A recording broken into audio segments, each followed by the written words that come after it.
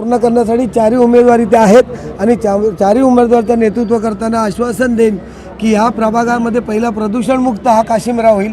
विभागामध्ये आम्ही गार्डनची व्यवस्था सांगितलेली आहे, गार्डन करू। रस्त्यांची अवस्था इथे फक्त टेम्परमेंट झाली आहेत, पण कान्याकोपऱ्यात अजून रस्ते गेलेले नाही आहेत। पाण्याची दुर्भाग्य अवस्था आहे, ज्या पाड्यामध्ये गेलो तिथे पाणी नाही आहेत। गटारीची व्यवस्था आहे, शिक्षणमधून वंचित आहेत, काहीच छोटे मोठे क्लासेस राहिलेत, 1-2 शाळा राहिलेत, फीज भरमसाठ होते। त्यांच्या विरोधात पण आवाज उठून सर्वसामान्य जनतेला आवाहन करू आणि गावठाणमध्ये आम्हाला डम्पिंग ग्राउंडसुद्धा गेलेला आहे, तो हटवण्यासाठी आग्रही आहोत। हा प्रभागामध्ये RMC सारखे प्लांट आले आहेत, जीव धोक्यात घेऊन लोक आज जगत आहेत, ते सुद्धा बंद करण्याचं आश्वासन आम्ही देतो।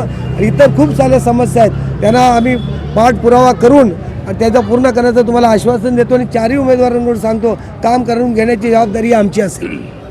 संघर्षवादी नेता म्हणून तुमची ओळख आहे संपूर्ण काशिमिरा परिसरामध्ये, प्रभाग 14 मध्ये।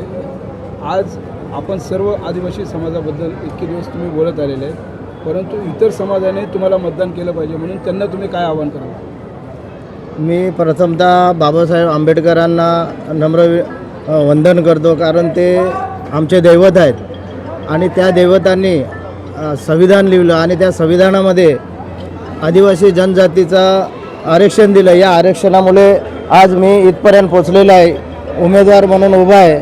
खरोखर बाबासाहेबांना मी वंदन करतो आणि या इथल्या सर्व जनतेला, बिल्डिंगमध्ये राहणारे कॉम्प्लेक्समध्ये सर्व रहिवाशांना अशी विनंती करतो की मी डोंगरदऱ्यातून इथे उभं राहिलेलो आहे आणि आदिवासी जनजाती असल्यामुळे या आदिवासी जनजातीला पुढे नेण्यासाठी या सर्व रहिवाशांनी, इथल्या बिल्डिंगच्या सर्व रहिवाशांनी मला भरघोस मताने विजयी करावं अशी मी विनंती करतो। मीरा भाईंदर शहरामध्ये जे आहे महात्मा फुलेंचा पूर्णाकृती पुतळा नाही आहे, ज्यांनी शिक्षणाची हा नक्कीच लागेल, कारण आपल्या इथे आरक्षित भूखंड किती आहे ते तुम्हालाही माहिती आहे आणि विशेषतः म्हणजे आपल्या प्रभागात पण कितीतरी आरक्षित भूखंड आहे ते तुम्हालाही माहिती आहे। तर मीरा भाईंदरमध्ये माझा नक्की पहिला प्रयत्न हा असेल की महात्मा ज्योतिबा फुलेंचा पूर्णाकृती पुतळा जो आहे तो करेल नक्कीच।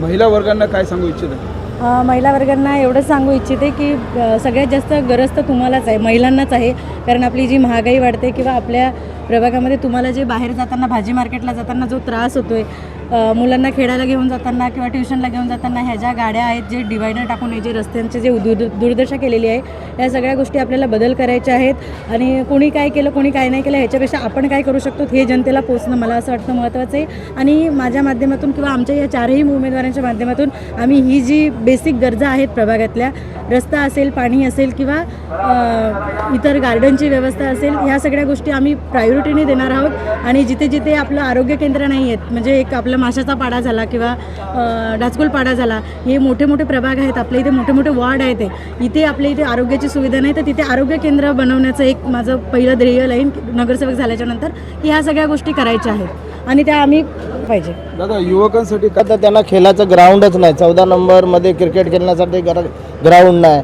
काही ठिकाणी व्यायामशाला नाही, तर युवकांसाठी खेळाचं ग्राउंड, त्यांना रोजगार मिळावा म्हणून नगरपालिकेमध्ये काम मिळावं म्हणून प्रयत्न करणार। तसेच नवीन भरती येते, ते नारला सोपाऱ्याची माणसं काम करतात, वडवलीची कामं करतात आणि स्थानिक लोकांना रोजगार नाही, त्यांना रोजगार मिळावा म्हणून मी प्रयत्न करेन। मीरा भाईंदर महानगरपालिकेमध्ये इथल्या स्थानिकांना प्राधान्य दिलं पाहिजे असं तुमचं मत आहे का? हां, इथल्या पहिलं तर प्रथम इथल्या नागरिकाला कामाला लावलं पाहिजे असं माझं प्रथम मत आहे।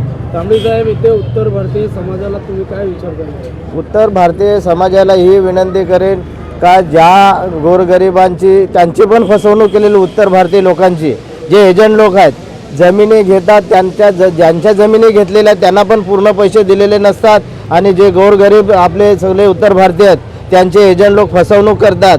ते उत्तर भारतीयांना एवढंच सांगेन का तुम्ही मला निवडून द्या आणि तुम्हाला चांगलं जशी जमीन कशी विकत घेतात त्याचं मार्गदर्शन करून त्यांना चांगलं स्थानिक होण्याचा मी त्या प्रयत्न करेन।